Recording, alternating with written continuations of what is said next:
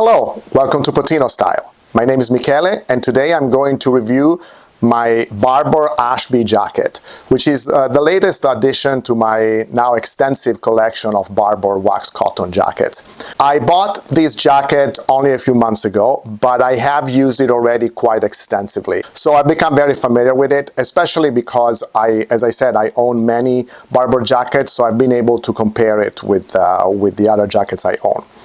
However, this review will only focus on this jacket. I'm not going to compare this jacket to the other Barbour I own.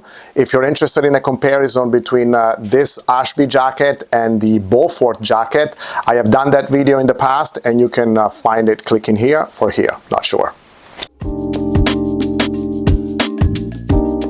Barbour doesn't need much of an introduction. Everybody's familiar with the brand and everybody's familiar with their wax cotton jackets.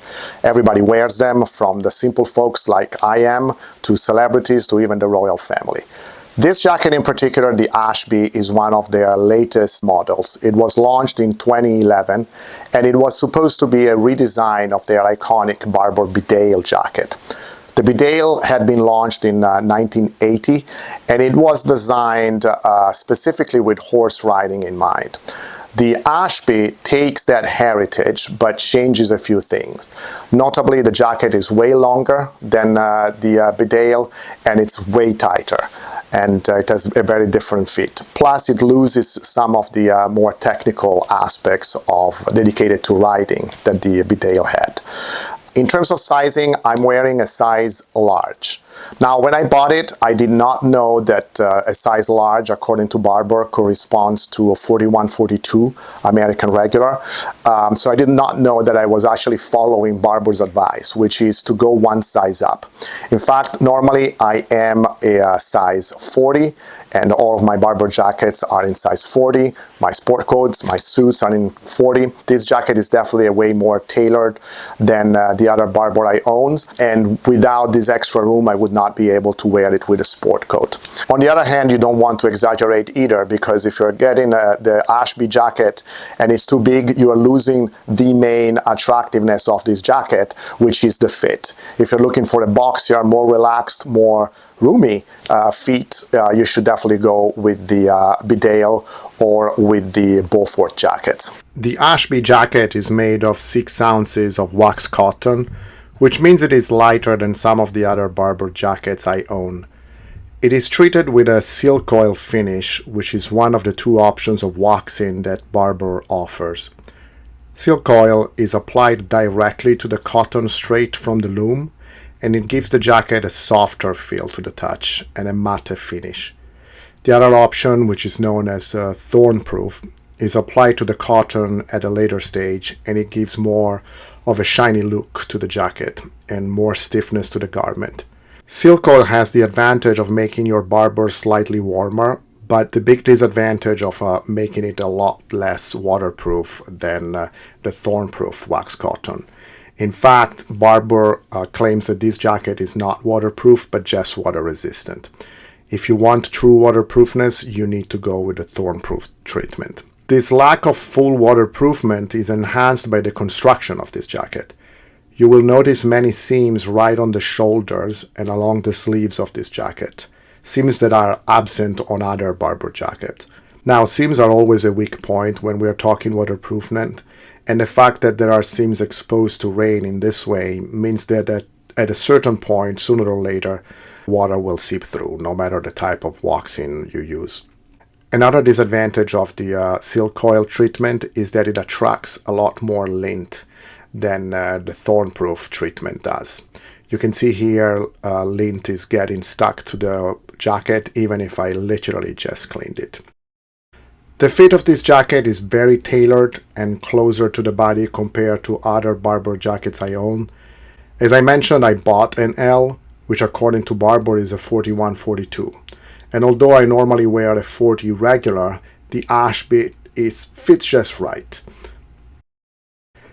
The jacket is slightly longer than the Bedale, but it is shorter than the Beaufort. You will be able to wear a sport coat underneath, depending on your body type, but you may have 2 problems. One, depending on the length of the sport coat, the Ashby may not be long enough to cover it. and two, you will feel very constricted. In my case, I can feel that constriction in the shoulders because I have broad shoulders. So I would say that I would recommend this jacket, especially if you are not planning on wearing it over a sport coat or a suit. But if you want to wear it over a sport coat or a suit, it's definitely possible, as you can see here. In terms of features, the Ashby has 4 pockets. 2 large bellow pockets at the bottom and 2 hand-warming pockets. And this is the classic styling that many Barbour jackets have. The bellow pockets are perhaps not as deep as on other Barbour jackets I own, but they are big enough to store gloves, hats, a book. I use this jacket traveling while flying, and I stored many things in the pockets to lighten up my carry-on, and it was very helpful. Barbour uses corduroy for its neck and for the interior of the cuffs, and the material is very pleasant to the touch.